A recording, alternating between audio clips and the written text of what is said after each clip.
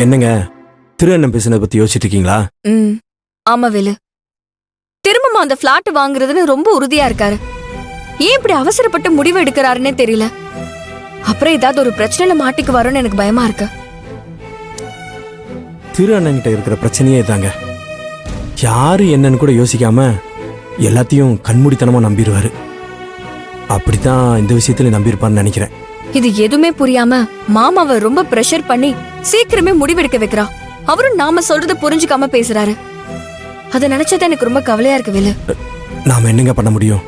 நாம என்ன சொன்னாலும் கீர்த்தி அவங்க நினைக்கிறத சாதிக்காம விட மாட்டாங்க. கீழே நம்ம அவ்வளவு தூரம் எடுத்து சொல்லியும் அண்ணன் கேட்க மாட்டாரு.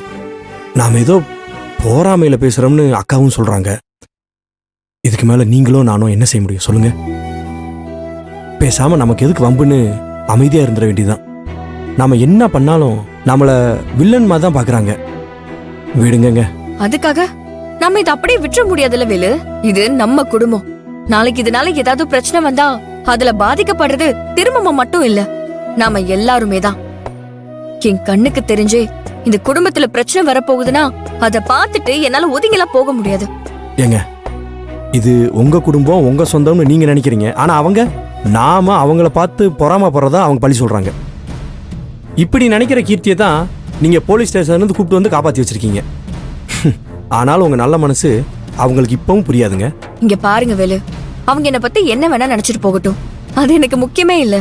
திரும்பமா எந்த பிரச்சனையிலும் மாட்டிக்க கூடாது, அதுதான் இப்ப முக்கியம். நாளைக்கு அவரு தலை குனிஞ்சு நிக்கிற நிலைமை வந்தா அது நம்ம குடும்பத்துக்கு தான் அவமானம்.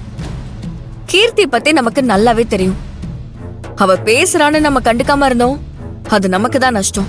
சரிங்க, இப்போ என்னதான் சொல்ல வர்றீங்க?